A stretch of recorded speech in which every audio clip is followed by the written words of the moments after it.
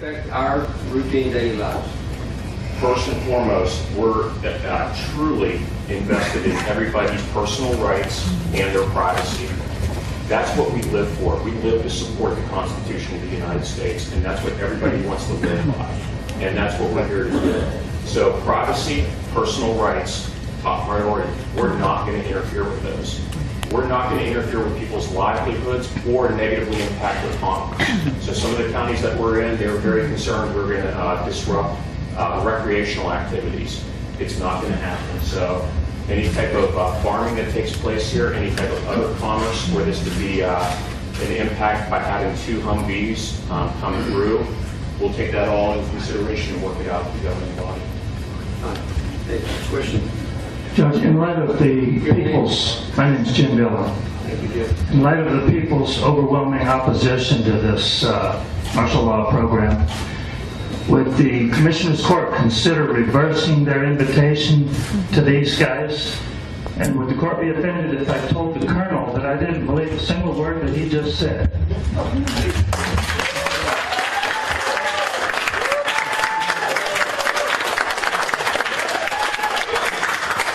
Thank you for your question. Will any part of this exercise be martial law? And is anybody getting paid, including the police or any elected officials?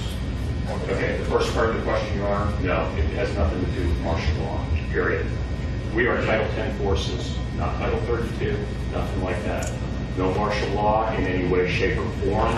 We basically simply want to train the United States Special Operations Forces for future operations overseas. That's it. That's where we operate daily. Even right now, while we're all standing here, there are guys putting everything they've got into it against an enemy that is very determined to rid us off of this planet. And I'll just ask this the way it's written. When we have a federal government that cannot tell the truth, how do we know that what you're saying is true?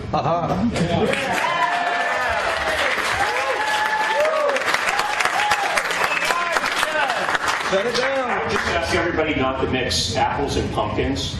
Okay, let's do it that way. This institution right here has been around for over 240 years.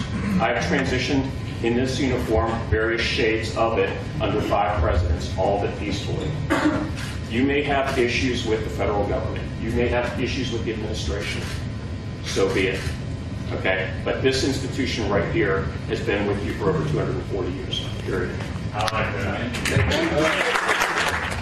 And my question is, I want you to address receiving this and cutting it out and not bring it back by any other name that your strategist may find in this dictionary that has anything to say that it is a preparation for martial law.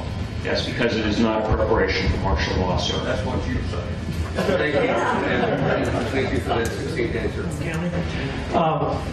Colonel, you said that this is a training military exercise, and this training entails unconventional warfare, which is guerrilla warfare training, which includes PSYOPs, psychological operations, which is a weapon. Psychological warfare is a weapon. And it appears that the PSYOPs are taking place right now. And psychological operations, being psychological warfare, that would be a weapon being used against citizens if you're talking about believing in, obtaining information, and all that sort of stuff. How do you respond to that, sir? One, there's not a PSYOP campaign going on associated with that. This is an information brief.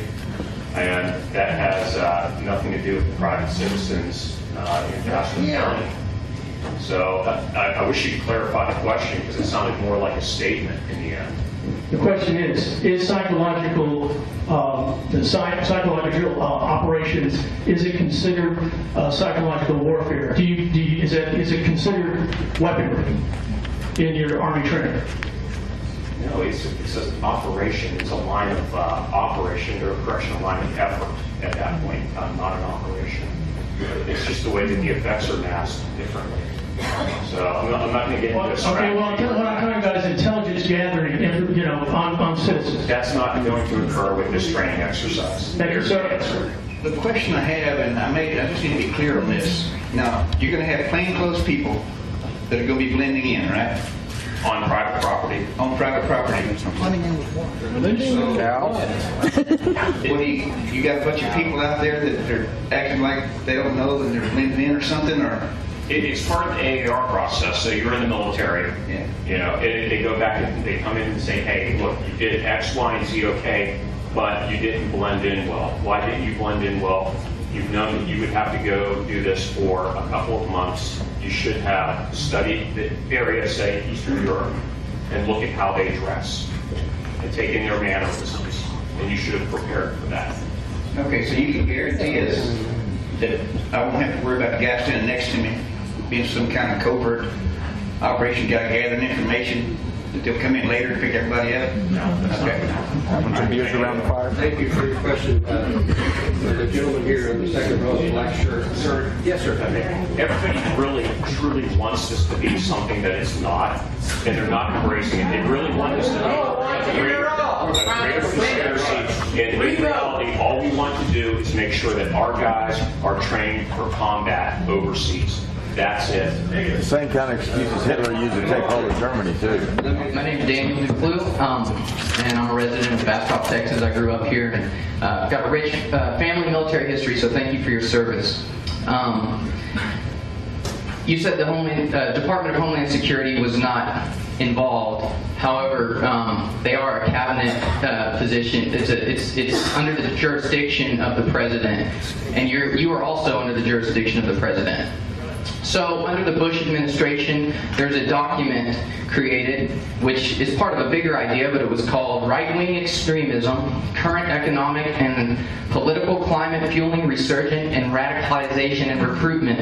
And I won't get too much into that. However, it talks about gun owners, Christians, veterans,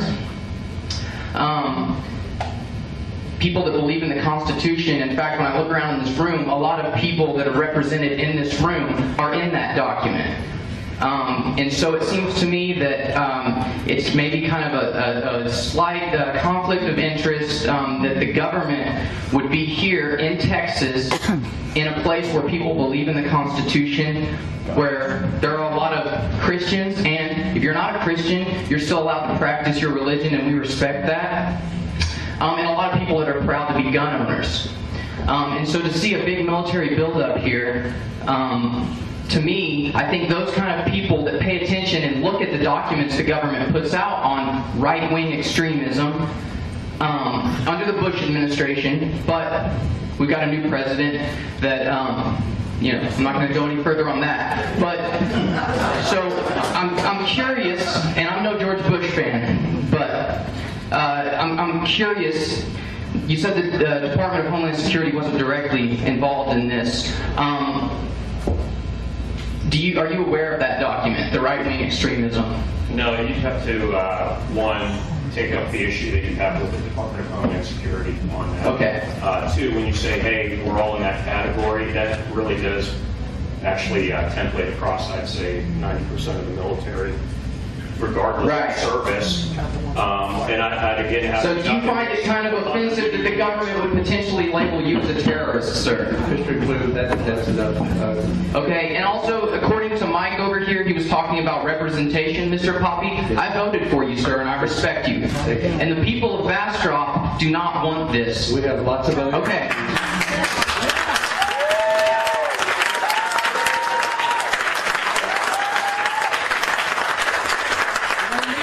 But I do have another question. You brought up the fact that you believe in supporting the Constitution.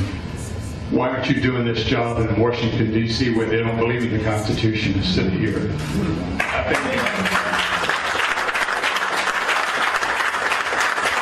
Your question here. Yes, sir. My question is, why is it not reasonable? Look, these folks, you're not going to be traveling in rental cars or cattle trucks in Afghanistan or any other country. Why is it not reasonable for me, as a private citizen who just questions things, maybe conspiracy theories, but somebody just has some reasonable questions, why is it not reasonable for me to see this as absolute training for a domestic rendition program where eventually, worst case scenario, if things go bad, good folks like yourself and Ms. Warren Oates are going to go after Alex Jones, Joe Biggs, Jakara Jackson. Why is it not reasonable, sir, for me to be scared about that? Good question. Let's let him answer that question. There's a reason that people have problems with this, and it's not irrational fears, it's well-founded fears.